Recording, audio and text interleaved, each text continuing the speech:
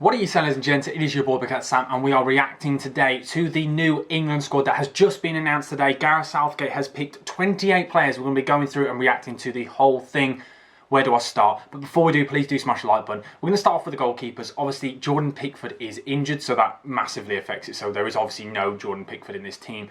The three goalkeepers, Dean Henderson, Nick Pope, Aaron Ramsdale, it's kind of the three you'd expect. Obviously, Dean Henderson coming in. I'm glad to see Pope there because I think Pope has been absolutely huge for Newcastle this season. So many clean sheets, so many saves. He has been integral to everything that has been good about Newcastle this season. So I pretty much agree with that three, let's be honest. There aren't many other goalkeepers that we really could say deserve a shout maybe, but hopefully Dean Henderson will drop out and then Pickford will come back in, because I know I spoke about how I didn't like Pickford in the past. Pickford is in the form of his life at the moment. This injury has come at a really bad time, so it will really be interesting to see how it kind of shapes up, whether one of these three goalkeepers can really get some form going and potentially break into that starting 11 in the World Cup, but I imagine it will be Jordan Pickford. So we'll move on to the defenders now. And one thing now, before I get anywhere, this defence, it is ridiculous. The list of defenders is insane. We have got so many defenders. We've got 4 right backs. Let's start off with that.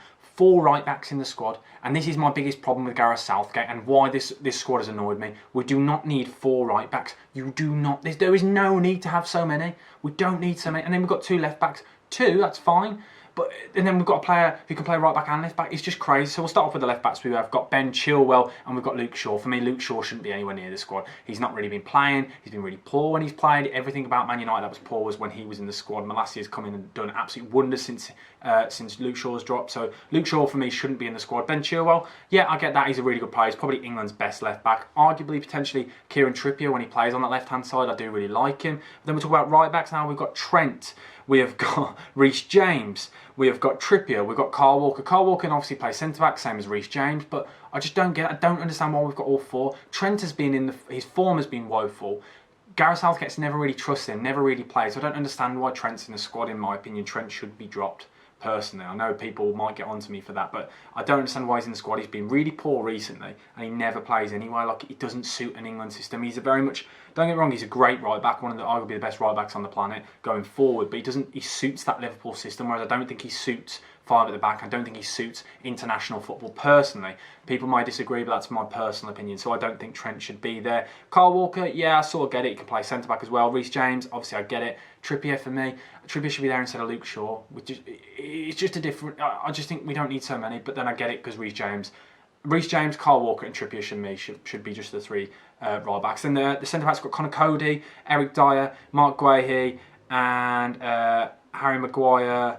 John Stones, Tomori. I'm glad to see Tomori in the squad. I think he's been really good recently at AC Milan. Harry Maguire is a sticky one.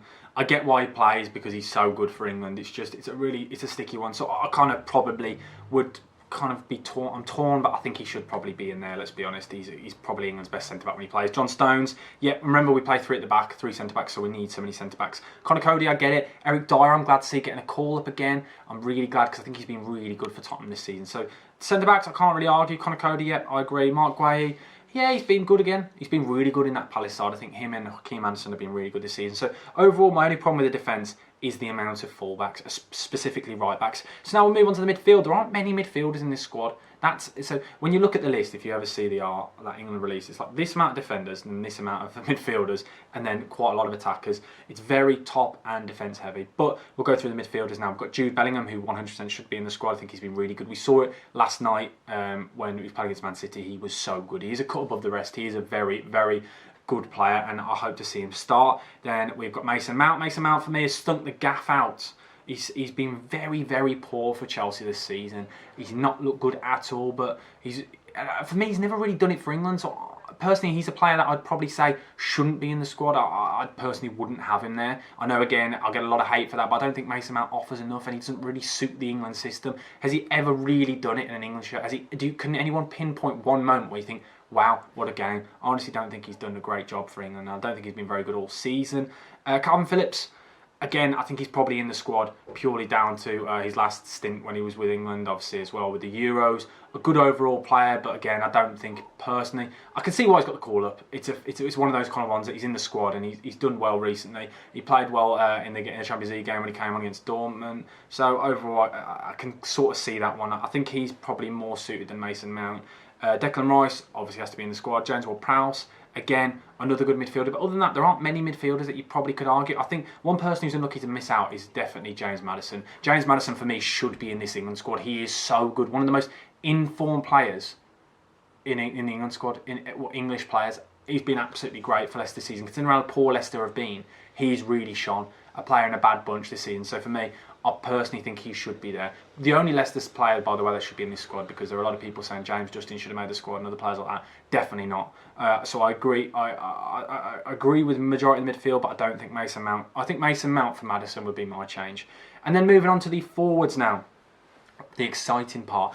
You've got Tammy Abraham, Jared Bowen, Phil Foden, Jack Grealish, Harry Kane, Bukayo Saka, Raheem Sterling and Ivan Toney. Can we start off with Ivan Toney? Congratulations. I'm so glad Ivan Toney's been in the squad. He's got off to such a great start. I said last season he should have been in the squad for his form last season. I thought he was absolutely great. Obviously he's going to be playing probably third choice, but hopefully he'll get some minutes because he needs to get some minutes under the belt. But I think he should definitely be on that World Cup. He should be on the plane to go to the World Cup. I think he's a great player. Then we'll move.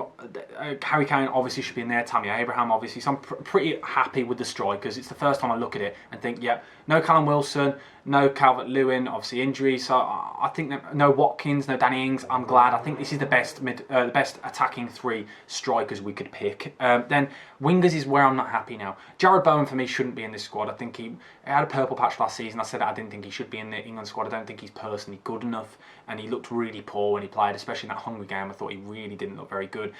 Phil Foden, yeah, he definitely should be in the squad. He's a good player. We all know that. Jack Grealish, it's a sticky one, isn't it? Because he always performs for England. I think it's a similar one to Harry Maguire. He's one of those players that hasn't been performing for their club, but you can sort of see why. And I know it might sound a bit hypocritical, but when you look at players like Mason Mount, they've never done it for England. So I sort of get it more so with Jack Grealish. He has done it for England, and he's kind of one of those players that you want to bring on towards the end. So I kind of get Jack Grealish more so. Bukayo Saka, not had the best of seasons, but again, I think he probably should be making the squad. I know a lot of people might say, oh, but comparing to Jared Bowen, not many goal contributions from either of them. Yeah, there hasn't been. I saw a stat earlier that Jadon Sancho has got more goal contributions this season than Jack Grealish, Bukayo Saka, and and Jared Bowen altogether. But I think it's a bit harsh to compare the goals and assists. But I think Bukayo Saka definitely should be in there. A really good player. I really like him. Raheem Sterling, again, he's done all right at Chelsea. He's had a pretty good start. I do think Jadon Sancho is probably unlucky to miss out potentially. He's not been amazing, but when you look at Jared Bowen making the squad, personally, I would